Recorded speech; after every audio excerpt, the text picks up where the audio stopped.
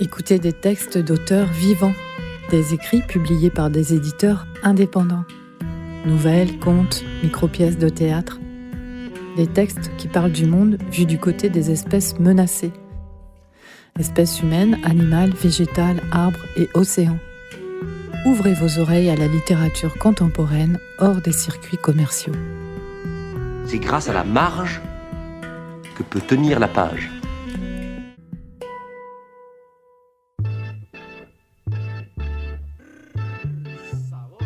Pour ton bien, aux éditions Spinel, se déroule dans les années 70-80 à Bologne, en Italie.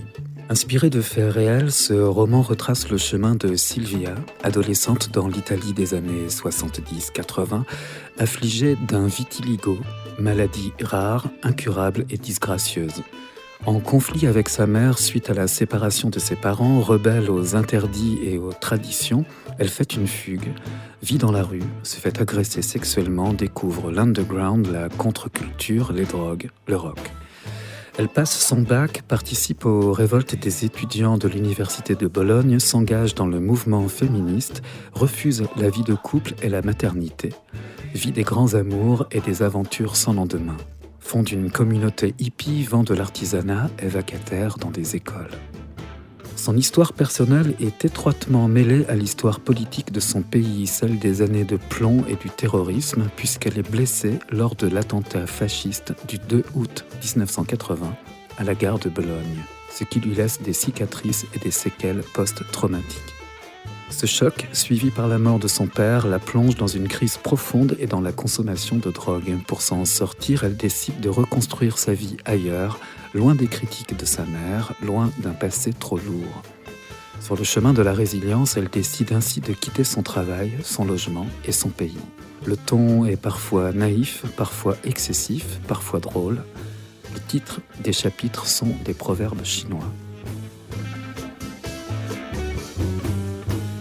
Être né était ma faute primordiale. Ne pas suivre les conseils de ma mère, un affront. Mettre une mini-jupe, une provocation. Socialement indigne. Ma frénésie d'indépendance m'empêchait d'adhérer à la norme.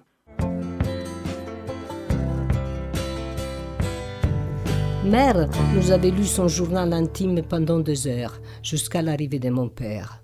Nous étions exténués, désorientés.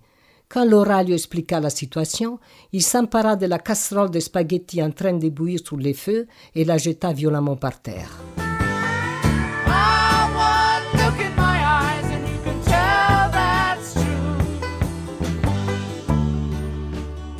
Mère demeura immobile. Ils vont manger quoi, les enfants? Tu ne sais pas faire cuire un œuf? T'étais où? Avec qui? Dis-leur ce que tu as fait. Père, pâle comme un linceul, murmura. Nous allons divorcer. Mère bondit de sa chaise. Le divorce, jamais. Pour être spolié de tout, non. Je suis restée 20 ans avec lui rien que pour vous, mes enfants. Ne commettez pas mes erreurs. Ne dépendez jamais d'un homme. Les hommes sont des grands garçons immatures. Ils promettent, mais n'y tiennent jamais parole. Nous avons vécu aussi de bons moments. Ah, tu parles. Tu sortais tous les soirs faire la fête avec tes amis et tes autres femmes. Tu refusais que je t'accompagne et je restais toute seule à t'attendre. Si je me plaignais, on me suggérait de m'occuper en mettant au monde des enfants. Mon père protesta. Tu n'as pas à raconter nos problèmes aux enfants. Non, cette fois, je ne me tairai plus. Il y a 15 ans, j'étais déterminée à les quitter. J'avais pris rendez-vous avec un avocat. J'étais décidée à aller jusqu'au bout. Ma chère maman est décédée juste la veille de mon rendez-vous. J'étais ravagée par la douleur. Alors j'ai voulu attendre. Et puis, je suis tombée enceinte de Silvia. À ce moment-là, j'ai renoncé. Eh oui, enceinte de moi, la petite dernière des trop, celle qui refusait de téter, de manger, de dormir, d'être une enfant sage. Moi, Silvia petit monstre, Silvia criarde, Silvia désobéissante. Moi, la petite dernière. Le lendemain, les premières taches blanches étaient apparues sur mon cou. Maman les avait examinées de près avant de trancher. Des marques irrégulières plus ou moins blanches. Tout est mal lavé, ma fille. Frotte avec plus de vigueur, enlève cette saleté. Rien à faire. J'ai frotté, jusqu'à m'arracher la peau, mais les taches ne partaient pas. Il n'y avait pas d'autre solution que de consulter les médecins de famille. Le docteur m'avait diagnostiqué une maladie dont on ne savait pas grand-chose. Vitiligo, dépigmentation de la peau par zone. Ni contagieux, ni douloureux. Inesthétique, certes. De plus en plus de taches vont se former de façon imprévisible. La maladie se déclenche suite à un choc émotionnel. Y a-t-il eu des événements particuliers? Non, messieurs, pas que je sache, a gentiment triché maman. Le vitiligo peut survenir à la puberté, être la conséquence du stress, d'antécédents familiaux. Il n'y a aucun traitement pour le moment. Il faut éviter toute exposition au soleil et s'habituer à vivre avec, à ignorer les regards parfois gênants des autres, surtout à son âge. J'ai rassemblé à une panthère. Mes mains, mes épaules, mes jambes, mon dos étaient de deux couleurs, surtout l'été, blanc immaculé et marron clair, comme des cicatrices sur une peau brûlée. Je portais des robes à manches longues qui descendaient jusqu'aux pieds, des collants opaques ou des pantalons. Il m'était difficile cependant de me couvrir le visage et d'éviter les commentaires venimeux.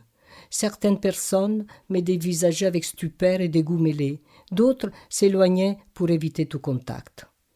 Je disais dans leurs regards: Sylvia n'est pas comme nous, sa peau est hideuse, elle ne se cache pas, elle n'a pas honte, elle s'en moque, elle s'expose, elle fait semblant de rien. Leur répulsion me faisait me sentir un rebut.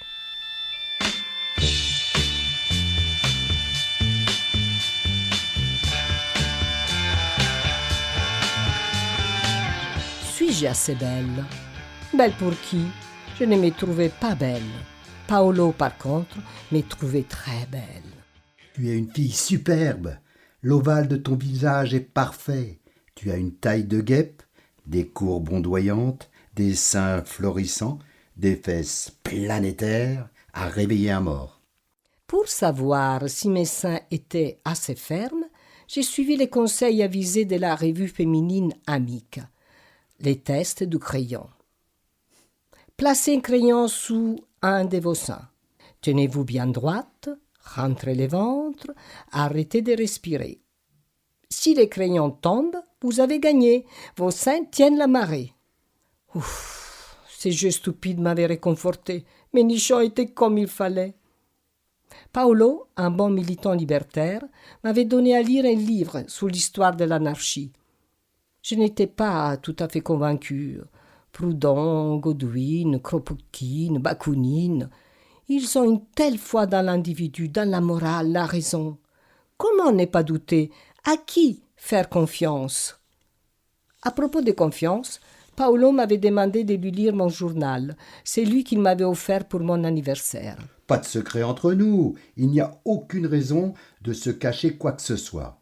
J'ai protesté. J'ai refusé.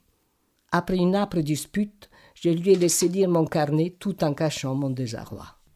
Ma piètre expérience de la vie m'inspirait plutôt la défiance envers le genre humain. Prendre l'autobus tous les matins pour me rendre au collège, chargé de 6 ou 7 kilos de livres, en était l'exemple édifiant. Tiens, un curieux frottement. Paf, une main sur les fesses. J'avais 10 ans, j'avais honte. Je me déplaçais, mais la paluche de l'inconnu restait plantée sur mon cul. Je ne savais pas comment réagir. Je ne comprenais pas ce que cela signifiait. Erreur? Plaisanterie? Pourquoi personne ne dit rien? Pourquoi sont-ils indifférents? Ils voient la main baladeuse et ils se taisent. J'étais descendu de l'autobus. J'avais continué au pas des courses pour éviter d'arriver en retard. Je n'en avais parlé à personne. Je ne possédais ni les gestes, ni les mots pour me défendre. Les humiliations de cet ordre étaient la routine. J'habitais près du stade, et les dimanches, juste à l'heure du match, j'étais obligé de les longer pour aller chez mes amis ou dans le centre-ville. Un chemin de croix, mordurier, injures dégoûtantes, gestes immondes. Je rougissais, je me faufilais, j'étais abasourdi. Je n'en ai dit mot, par peur de ne plus avoir la permission de sortir. J'avais intégré le principe que c'était à moi de me cacher, de m'habiller autrement, de raser les murs, de me taire, de supporter, et non l'inverse. J'ai subi les premiers affronts de ce genre à l'âge de 6 ans. Pendant que j'ai grimpé sur un arbre avec une jupe, Hugo, le petit morveux, avait ricané. « On voit ta culotte, on voit ta culotte !» Mon frère, pourtant pas bagarreur, l'avait brutalement poussé contre le sol. La maîtresse l'avait reprimandé et puni. Autre situation. 14 ans, le jour de Mardi Gras. J'allais au parc pour lire sur un banc lorsqu'une bande d'une 15aine de jeunes m'a coincé dans les passages souterrains sous Piazza Maggiore. Ils m'entouraient, poussés dans un coin sombre, m'ont arraché les boucles d'oreilles, les colliers, les soutiens-gorge, tout en me tripotant outrageusement. Je m'en suis sorti parce qu'un gros costaud s'est interposé, m'a prise dans ses bras et m'a extirpé de l'air étreinte. Il voulait me ramener chez moi, mais je n'ai pas voulu, par crainte de me faire blâmer.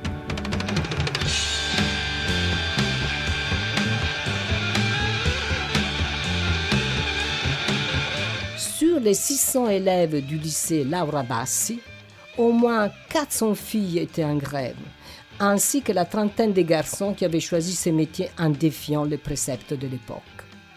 On nous apprenait que pour être une bonne institutrice, il fallait être douce, patiente et avoir la fibre maternelle. Selon les évaluations de mes profs, j'ai possédé ces dons éminemment féminins. C'était la première fois que l'Institut était en grève. On avait revendiqué 3 choses lors de l'Assemblée générale. Pouvoir élire des représentants de classe, porter des pantalons, obtenir la réintégration d'un élève doué et courageux expulsé par la prof de biologie parce que handicapé psychomoteur. Cette prof était le portrait craché de Cruella, celle du film Les 101 Dalmatiens, avec son long fume-cigarette, d'où sortait en permanence un nuage malodorant. Cruella lui avait balancé « Je ne supporte pas de voir un élève baver et se tortiller dans un fauteuil roulant, handicapé ou pas. Sors immédiatement de la salle de classe. » Au bout de plusieurs jours de grève, nous avons obtenu quelques avancées et les camarades ont pu réintégrer sa classe en raison du soutien de la majorité du corps enseignant. Nous avons eu la permission de porter des pantalons à cause de la ténacité de la professeure de musique, garçon célibataire perpétuellement habillé avec des tailleurs pantalons. Battez-vous comme l'a fait Laura Bassi, première femme au monde à obtenir une chaire à l'université. Par contre, élire des représentants de classe nous fut refusé.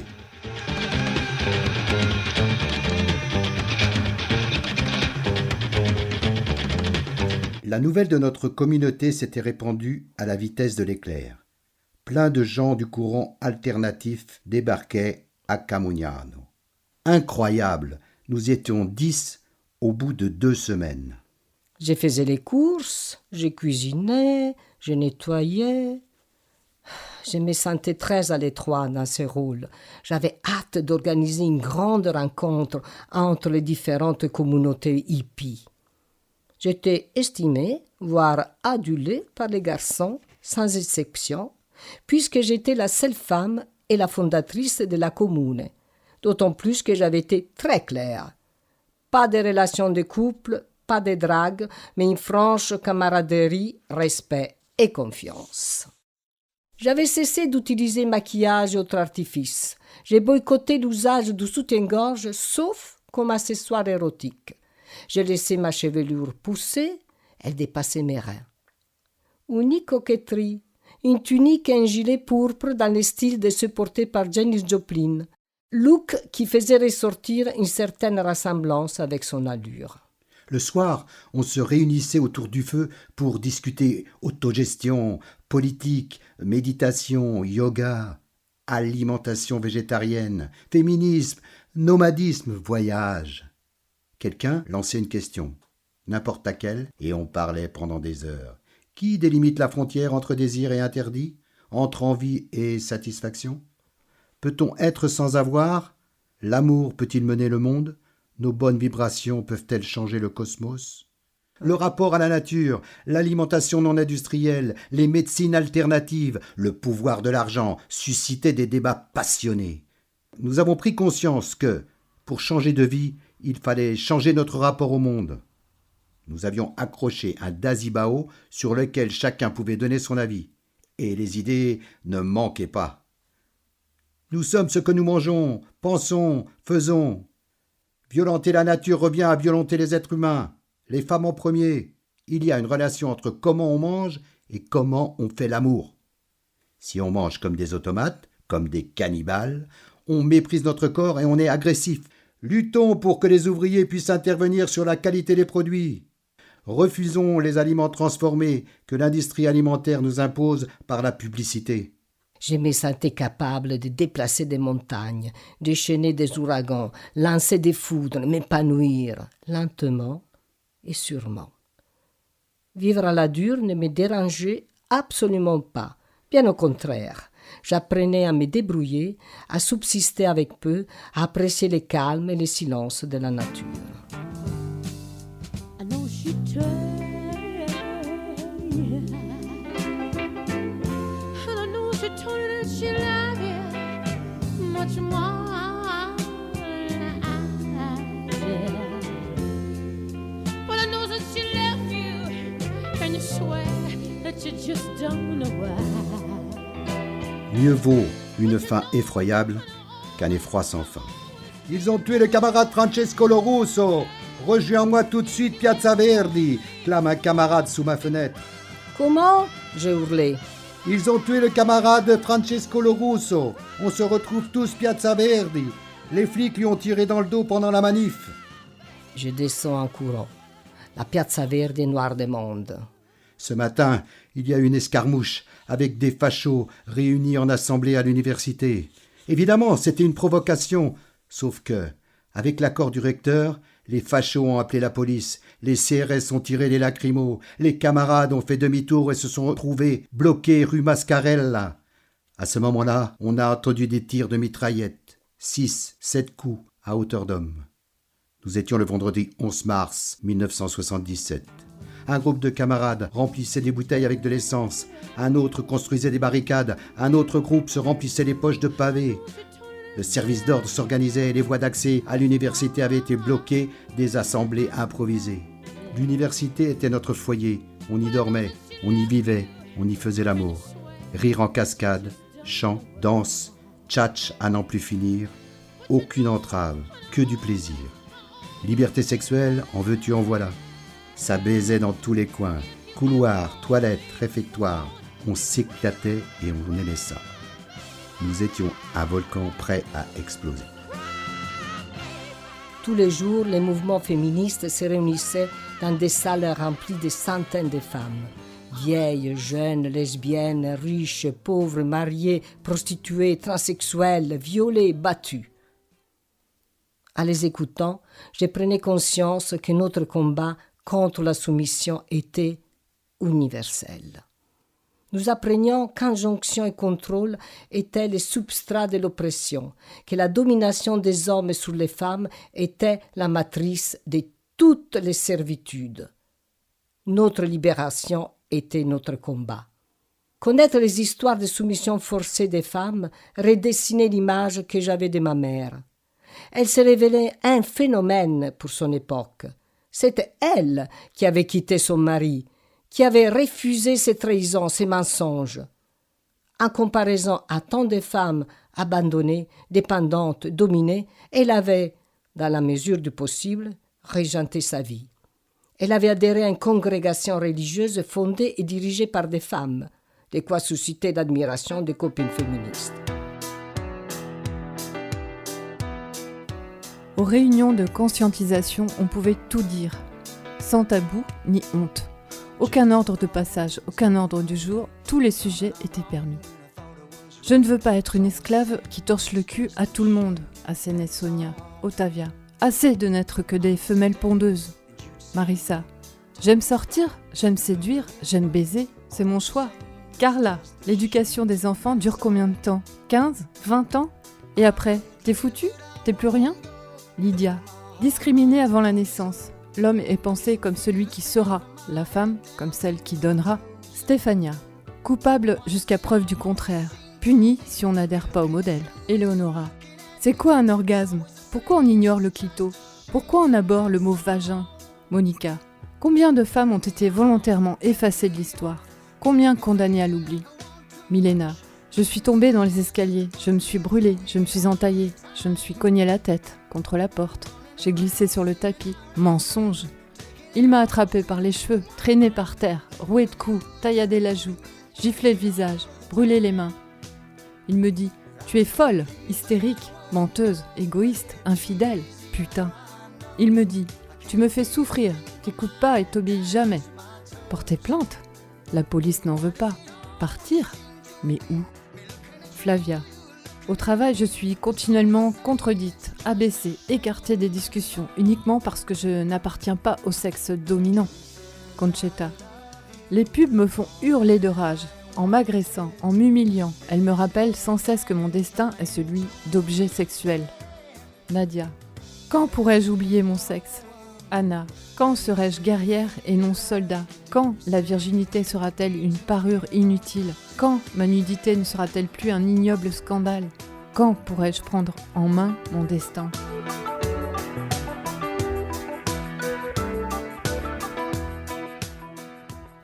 Nous étions des centaines de camarades réunis dans l'amphi pour décider des actions à mener. On avait l'impression que tout le monde se connaissait. Nous étions sœurs et frères, unis, solidaires, prêts à tout. Notre ferveur nous sublimait. Nous étions admirables, délurés, courageuses, audacieuses. Nous étions splendides, hardis, généreux, enjoués. À nous la révolution, à nous les jacqueries. Serions-nous matés, réprimés, arrêtés, exilés? Peu importe. L'héroïsme transpirait de nos corps, de nos âmes assoiffées de changement. On se disait « C'est notre 68 ». Une assemblée générale avait été organisée au cinéma Odéon. Le Parti socialiste, le Parti communiste, les syndicats nous lâchent, disait un autre. Ils refusent d'accuser le gouvernement Cossiga et ses sbires. Je travaille à l'usine, je suis délégué au conseil du personnel et je peux vous assurer que les ouvriers en ont marre de se faire tuer pendant les manifs. Il n'y a plus de démocratie, nous sommes sous le joug d'un État policier. Si nous ne défendons pas la démocratie maintenant, dans peu de temps, les fascistes seront au gouvernement. Des camarades relayaient des informations sur le déplacement des forces de l'ordre au moyen de radios accrochées à leur vélo. Ces renseignements étaient diffusés par Radio Alice, la radio libre du mouvement de contestation. Attention, la police se déplace rue Mascarella. Et on courait les yeux en feu. La Piazza Verdi était un champ de bataille. Au milieu de ce chaos, on s'offrait des bouteilles de bon vin réquisitionnées dans les cafés attenants. On roulait des joints, on s'embrassait, on chantait. Moment magique. Un piano avait été placé au milieu de la Piazza Verdi. Un camarade avait joué du Chopin. Le vacarme avait cessé. Nous sourions. Les flics s'étaient immobilisés. Dès la dernière note, la police nous avait foncé dessus. La répression sera féroce. 1977 a donné les coups d'envoi aux années des plombs. Aux oubliettes, la démocratie. Nous en avions l'intuition. Il faudra attendre 50 ans pour en avoir la preuve. And then later, when it gets dark, we go home. Dans mon roman, j'évoque l'emprise de la famille, de l'éducation, des conditionnements sociaux. Je parle d'émancipation, de révolte, du prix à payer pour y parvenir. Je raconte la vie tumultueuse d'une jeune fille qui, avec l'insolence de la jeunesse, refuse les rôles qu'on attend d'elle. C'est un récit rétrospectif. C'est un roman de la mémoire collective et intime, où les faits historiques déterminent et s'entremêlent avec l'histoire personnelle, où les mouvements et les luttes de libération des femmes sont au cœur de multiples changements sociétaux. C'est un roman qui se veut un hommage au courage des femmes, à leur détermination, à leur combat pour la liberté. Écrire sur les femmes, argument essentiel qui traverse toute mon œuvre, qui l'articule, qui l'inspire, est essentiel, vital. Il accompagne ma vie depuis mon adolescence. Tous mes récits, mes tournages, mes mises en scène sont empreints de l'engagement envers les femmes. Il est indispensable d'écrire des textes qui déconstruisent les stéréotypes, développent la visibilité des femmes dans le patrimoine et dans l'histoire, contribuent à forger de nouveaux modèles, sans pour autant occulter le présent et le passé. Les personnages féminins sont souvent négatifs, plaintifs, soumis. Trouver des textes non discriminatoires est une gageure, sans parler des rôles de femmes de génie, mythiques héroïnes résistantes, qui sont des perles encore plus rares. C'est l'essentiel qui manque. Le langage, manque de mots, de grammaire appropriée, de modèles, de repères innovants et constructifs, manque de moyens pour créer ce langage. Alors, ma contribution est de me battre avec mes armes pour que la société prenne en compte les indispensables évolutions de notre société. Diana Vivarelli, autrice dramatique avec plus de 30 pièces publiées chez plusieurs éditeurs, est née à Bologne. Elle est également comédienne, réalisatrice, metteuse en scène pour la compagnie Azimut Théâtre, qu'elle a créée à Nantes, sa ville d'adoption. Sa pièce « Explosion, une bombe nous attendait à la gare » sur l'attentat terroriste du 2 août 1980 a reçu le prix Beaumarchais SACD, la bourse Beaumarchais pour la traduction, et a été sélectionnée par les EAT, les écrivains associés du théâtre, et inscrite à son répertoire. Explosion a été jouée à Paris, au Théâtre du Rond-Point, au Festival d'Avignon et en Italie. En 2021, son texte « Les belles promesses » a été sélectionné par l'ANRAT pour le prix Opération Molière. Pour ton bien est son premier roman.